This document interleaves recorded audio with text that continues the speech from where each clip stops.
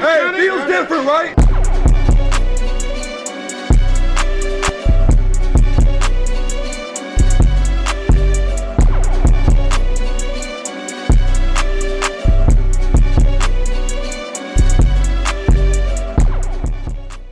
Hello and welcome to the second episode of Fantasy Season 3. I'm bringing on a long-time guest. I'm pretty sure he's been on with me for 3 seasons now. He was in Season 1, definitely was in Season 2, and we're bringing him on for the second episode of Season 3. Go ahead and introduce yourself. Hey, I'm Andrew Coosh, longtime friend of Luke, high school, middle school, elementary school, and technically in college we're in the same town, so can't get rid of this kid. But exactly. Hey, we're here to talk College World Series and what else? We got the MLB All-Stars, and obviously, if you watched any of my podcasts, you know that Coosh was a pitcher. He was there for Bard, but now obviously he's going to Cornell. Wanted to focus on the academics, but now we're going to be focusing on how some pitchers are struggling with the rule change, etc., sticky stuff, but pitch clock. But we want to start first off with Florida LSU. We were able to watch that game, Game 3. I was not able to catch Game 2, but I was able to catch Game 1. Just based off what you saw, why do you think Florida lost? Obviously, there's a lot to say about why they lost Game 3, but what do you think went wrong? Look, all year, Florida starters were lights out.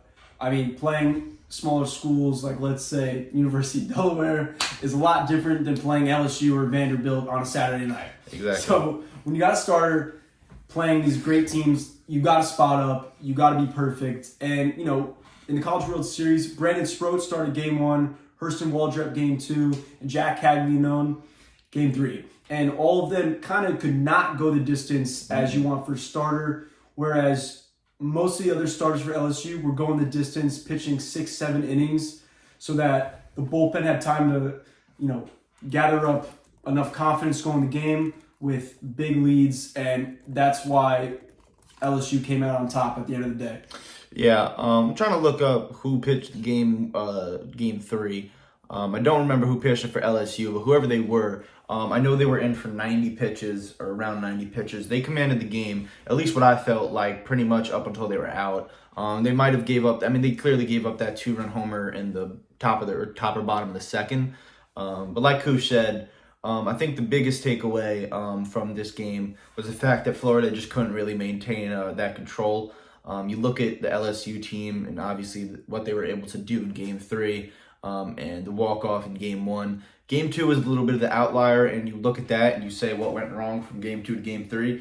And I think at the end of the day, it was just Jack Caglianone couldn't control, the second inning. And as I wrote down, he pretty much, from what we watched, just, was in his head. He was throwing a lot of balls. And, at the end of the day, when you go down so much, there's only so much you can do to get back.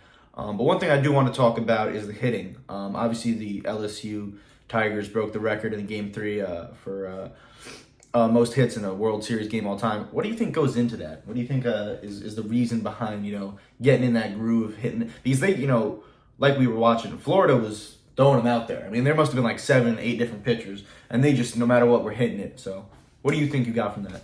I mean, I think, look, both teams wanted it, and maybe you could say LSU wanted a little bit more. And the game prior, where Florida won 18-4, they put it on them. The announcers were even speaking. Florida was doing some things that were a little, let's say, unsightly for LSU, stealing bases when you're up 10 runs late in games. Baseball is a game for old timers. You don't do things like that. And when teams see that, they want to come out the next day and they want to beat you even more than prior. Yeah. So that's what I think contributed to that. Plus the fact that much of the stadium was swayed towards LSU. Yeah, exactly. I mean, there were 25,000 people there. I would say 18,000 were there for LSU. That plays a big part. There was definitely a lot. I mean, you could see the crowd was going crazy when in the second inning when Jack was failing to start strong. But I think one of the biggest changing factors for me watching the game and really what it was, besides the fact that it was the second inning, was when they took him out. I think they took him out really early, and I think LSU's momentum from the fact that they took him out was just built upon the fact that they knew that this star player, sophomore, obviously, still has a year on him. But like we saw, I mean, he couldn't even get it going hitting. So, I mean, when you can't get it going both ways, he led, I'm pretty sure in home runs, he had like 33. He set the record for home runs in NCAA Division I history in a single season with 33 home runs. Yeah, so, I mean, he couldn't get anything going. So when you have a player like that who you are controlling, and, honestly, even while Langford was having a really good game and then it started going south for him, I think he wound up going 1 for 5 or 2 for 5, but still, I mean, they really kept the two stars in control. They didn't even need Paul Skeens at the end of the game. Yeah.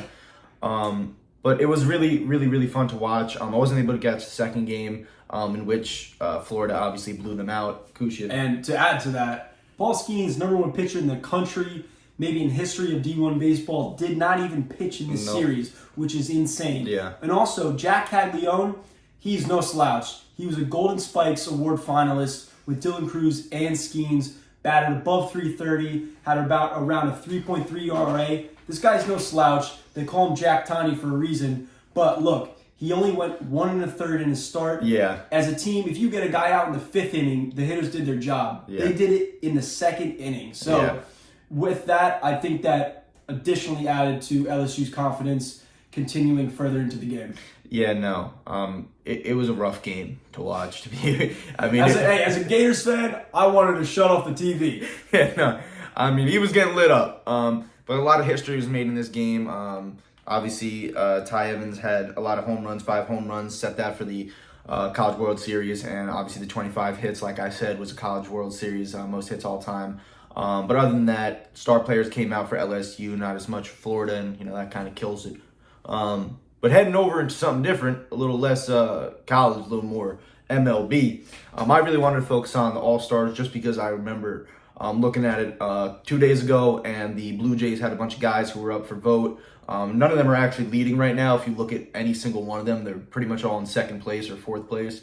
But one thing I really wanted to focus on was the fact that a majority of these players right now are over playing what they were supposed to do. For example, someone like Ozzy Albies, however you say his name, Luis Ariz, Jung. I mean, just a lot of players out here who are really playing up to their potential and can, obviously have MVP seasons, such as Sean Murphy for the Braves, who obviously is not, a household name, or it could be. Never even heard of the guy. Yeah, I mean, and it's just really impressive to see a lot of players, changing with the pitch clock and so on and so forth. So other than the fact that we're going to talk about pitchers, Coosh, what do you think's going into the fact that so many people, especially someone like John Heem, who's busting onto the scene right now, young guy, what do you think's going into the hitter's mind, with the pitch clock? I think when we look at hitters in the past, fixing their batting gloves in between each pitch, as much as it might screw up pitchers and their timing, it's getting in the heads of hitters for themselves. They can't get in rhythms. Yeah. With the pitch clock, you need to be in the box quickly, and same with the pitchers. I think this pace of game is making everyone speed up the game. And when you speed up a 95-mile-an-hour pitch, it's easier to see it. So I think when you're seeing players like Ellie De La Cruz hitting for the cycle, This is crazy, right? You see a guy just straight from AAA hitting a cycle along with Mike Trout in the history books. I think the MLB is heading in a great direction with this pitch clock. I enjoy watching games way more now. They're way quicker. We can see in the College World Series. Exactly. It's like going to a basketball game now. Yeah, and one thing I wanted to add to what he was saying is I think a majority of it with the pitch clock that has changed the game. I know there's a lot of people arguing that it's changed for the worse, that, the sport should have stayed how it was.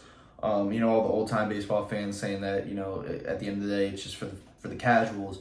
And you could argue that that's true, but I think at the end of the day, when I turn on a baseball game and I'm seeing new players such as Ellie De La Cruz, who are just breaking the game, and the fact that I could sit down and watch a game, the first inning, could possibly go in like 5 minutes, it's interesting. And it's interesting to see a bunch of players play really, really good. Obviously, at the end of the day, you want these household players to play good. You don't want, players to just fall out of the blue.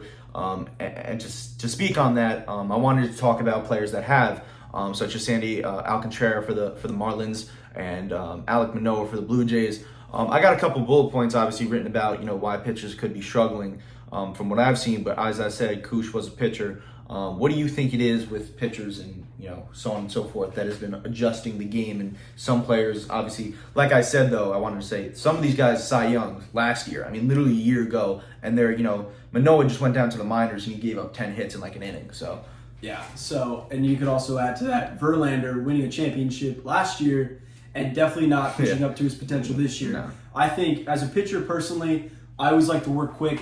A lot of pitchers don't, and that's preference. When you're forced to work quick, you're out of your comfort zone. You don't really have time to reset. And when you do have time to reset, you're taking a reset violation or whatever they call it. And this weighs on pitchers' minds. They're getting in their heads if they're consistently throwing balls, and it's beneficial for the hitters definitely.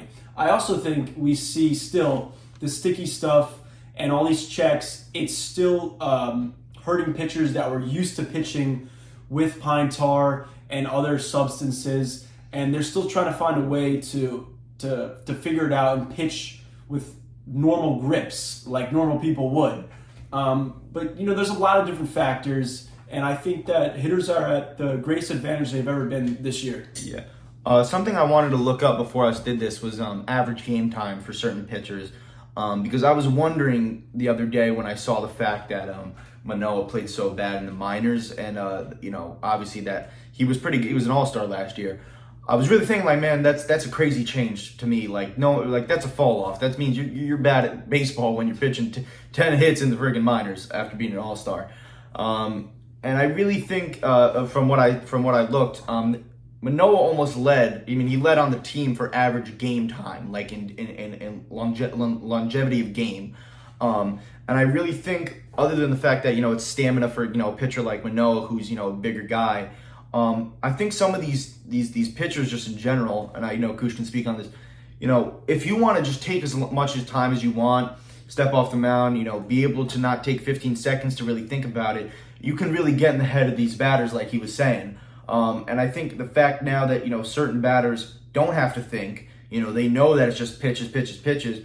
It's obviously made a lot more than better. And I think that's very interesting just because of the fact that, as I said, it's changing the game. And any change is really good change if you really think about it. But yeah, just to, close on that, if Coosh, there's anything you want to say about, what you think about. Yeah, I mean, baseball, a lot of us know it's a mental game. And when you take out the mental aspect of the game that has made it so hard for centuries, it makes it much easier. And that might sound funny or weird, but that is definitely the case. Yes. But yeah, no, a lot's going into this new season, and I haven't been able to speak too much on the MLB and pitchers and so on, but I'm very excited to see what the rest of the season holds. I'm excited to speak on the winners of certain awards, MVP, Cy Young, and so on and so forth. And I'm excited for how exciting the MLB is right now. As he said, Ellie de la Cruz hitting for the cycle. When I saw that was just spectacular, seeing a player like that get called up and then just start hitting like crazy, especially with the home run in his first game. He's bound to be a star. But yeah, I appreciate you guys tuning in as always. I thank Coosh for coming on coming on the podcast. It's always a pleasure. And tune in next week, episode 3 of the Fantasy Podcast. Thank you.